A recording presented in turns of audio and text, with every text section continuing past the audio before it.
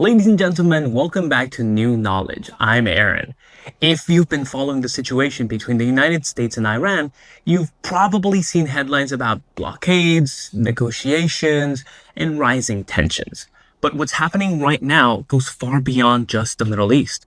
What we're actually seeing is a much larger strategic shift, one that stretches all the way from the Persian Gulf to the South China Sea. And once you start connecting those dots, the picture becomes a lot more interesting. So let's break this down.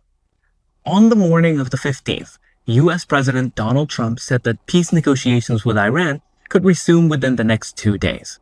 Now, that's a very specific timeline, and it raises an obvious question. Why now? The answer comes down to pressure. Right now, Iran is under what can be only described as maximum pressure. At this point, nearly all of its ports are effectively constrained, and that has a direct impact on the most important part of its economy, oil exports. If you look at the numbers, the scale of the situation becomes very clear. In March, Iran was exporting around 1.84 million barrels of oil per day. Even in early April, before tighter restrictions kicked in, it was still exporting about 1.71 million barrels per day.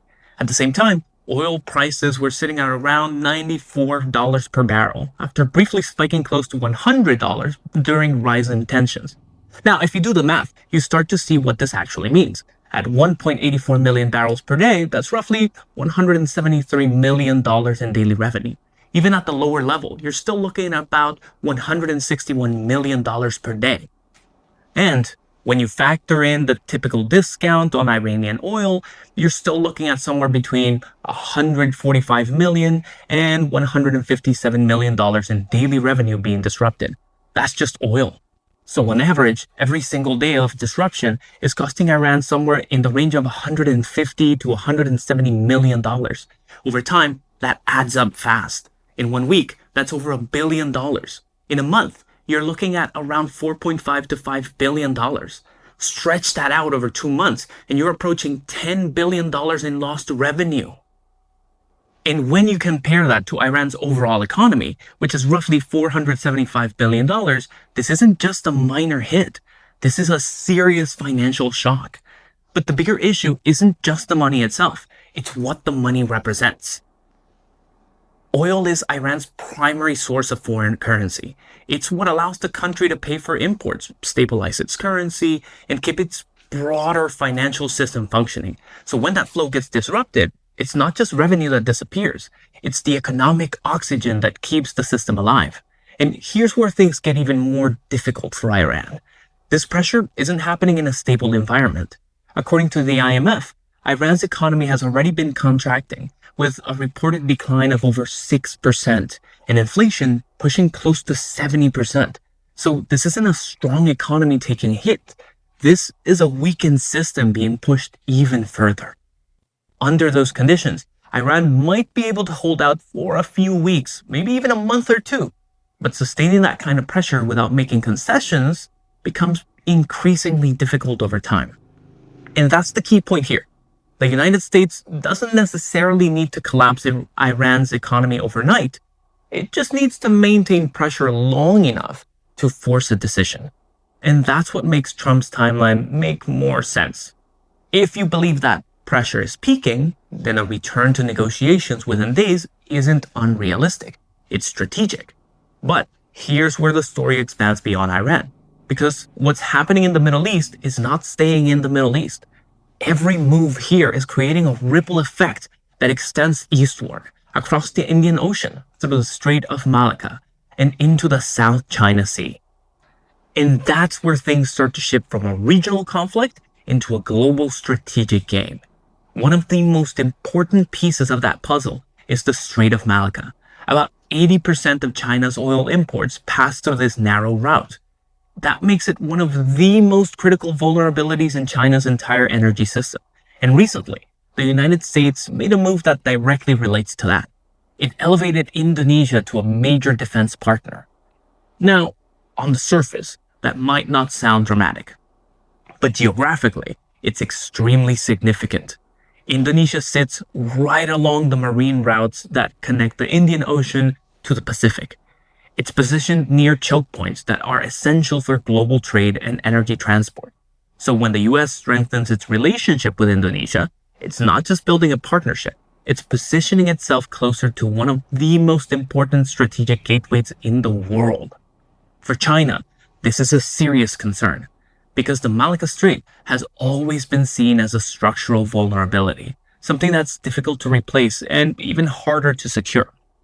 So, even incremental changes in the region can shift the broader balance.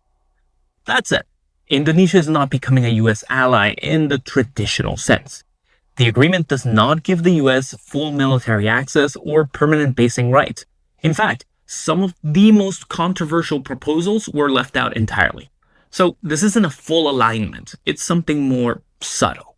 And that's what makes it effective, because Indonesia is playing its own game. Shortly after strengthening ties with the US, its president traveled to Moscow to meet with Vladimir Putin. And those discussions focused heavily on oil cooperation, oil, gas, and long-term resource development. So what you're seeing here is a balancing strategy. Indonesia is working with the US on security, engaging Russia on energy, and at the same time, avoiding direct confrontation with China. From Russia's perspective, this opens up new opportunities. If Middle Eastern supply becomes less reliable, Russia can step in to expand its role in Asian energy markets. And just like that, Southeast Asia becomes a much more complex space. This is no longer just about the US and China. You now have Russia actively involved, and another key player quietly shaping the region, Japan. Over the past decade, Japan has been steadily expanding its role in regional security, not through aggressive military expansion, but through support, providing patrol vessels, surveillance systems, training, and assistance to countries like Indonesia and the Philippines. Instead of projecting power directly, Japan is strengthening the capabilities of its partners. And that creates a very different kind of influence. Less visible, less confrontational, but highly effective. So when you step back and look at the bigger picture, several layers start to emerge. China depends heavily on external energy. Those energy routes pass through narrow, vulnerable choke points. Regional countries are actively balancing their relationships rather than choosing sides.